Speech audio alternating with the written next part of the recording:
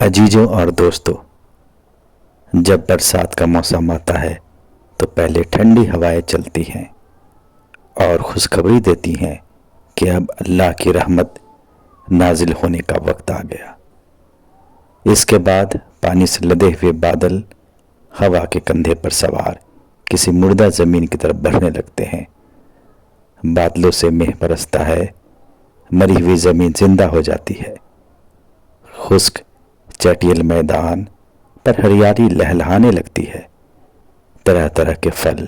اور اناج پیدا ہونے لگتے ہیں۔ ہم دیکھتے ہیں کہ جو زمین اچھی ہوتی ہے اس میں اللہ کے حکم سے خوب پھل اور اناج پیدا ہوتا ہے، لیکن جو زمین خراب ہوتی ہے اس میں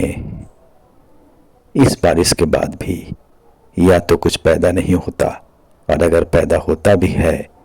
تو جھاڑ جھنکار۔ اسی طرح ہواؤں کا چلنا، بادلوں کا اٹھنا، پانی کا برسنا اور زمین کے پیٹ سے سبزہ اگنا ایسے عجیب و غریب انتظام ہیں کہ اس کی تفصیل پر جس قدر غور کیا جائے اس قدر کم ہے۔ جس طرح بارش کے ہونے سے ساری برکتیں اسی زمین کو حاصل ہوتی ہے جو اچھی اور اپجاؤ ہوتی ہے، اور جس کی صلاحیتیں صرف پانی نہ ملنے کی وجہ سے دبی پڑی ہوتی ہیں، اسی طرح رسالت اور خدائی تعلیم کی ان برکتوں سے بھی وہی فائدہ اٹھاتے ہیں جو حقیقت میں نیک ہوتے ہیں، اور جن کی صلاحیتیں صرف رہنمائی نہ ہونے کی وجہ سے ظاہر نہیں ہونے پاتی اور دبی پڑی رہتی ہیں۔ رہے وہ لوگ جو شرارت پسند ہوتے ہیں اور جن کی تربیت میں ٹیر اور ناپاکی جم جاتی ہے، تو جس طرح بری زمین بارش سے کوئی فائدہ نہیں اٹھاتی بلکہ پانی پڑتے ہی اپنے پیٹ کے چھپے ہوئے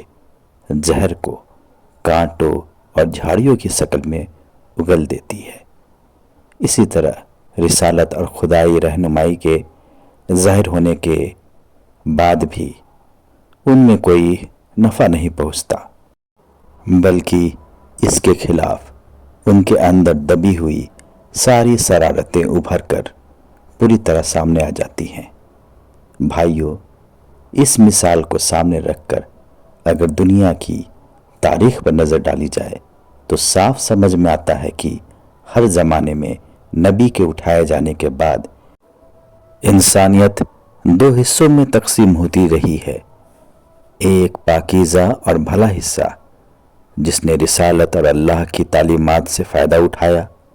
اخلاقی اور روحانی اعتبار سے خوب پھلا پھولا اور کامیابی سے دوچار ہوا۔ دوسرا دشت اور ناپاک حصہ جس نے اس رحمت سے کوئی فائدہ نہیں اٹھایا بلکہ الٹا اس کے اندر چھپی ہوئی خباثت اور شرارت اور زیادہ سامنے آئی۔ قرآن پاک میں اللہ تعالیٰ نے انسانی تاریخ کے ایسے موٹے موٹے واقعوں کو بار بار دہرایا ہے اور یہ سمجھایا ہے کہ رسالت اور وحی کے شکل میں اللہ تعالیٰ کی رحمت تو ہمیشہ آتی ہی رہی ہے۔ اب یہ انسان کی اپنی خوش نصیبی یا بد نصیبی کا سوال ہے کہ اس نے کیا اثر قبول کیا اور کس طرح فائدہ اٹھایا۔ حضرت نوح علیہ السلام تشریف لائے، اپنی قوم کو دعوت دی کہ بھائیو، اللہ کی بندگی اختیار کرو، اس کے سوا تمہارا کوئی خدا نہیں ہے اور وہی عبادت کے لائق ہے اور اسی کی عبادت ہونی چاہیے، مگر تم ایسا نہیں کرو گے تو مجھے تمہارے بارے میں ایک بڑے ہولناک دین کے عذاب کا ڈر ہے۔ قوم کے سرداروں نے یہ بات سنی تو بولے، تم بھٹک گئے، باپ دادا کے راستے کو چھوڑ بیٹھے،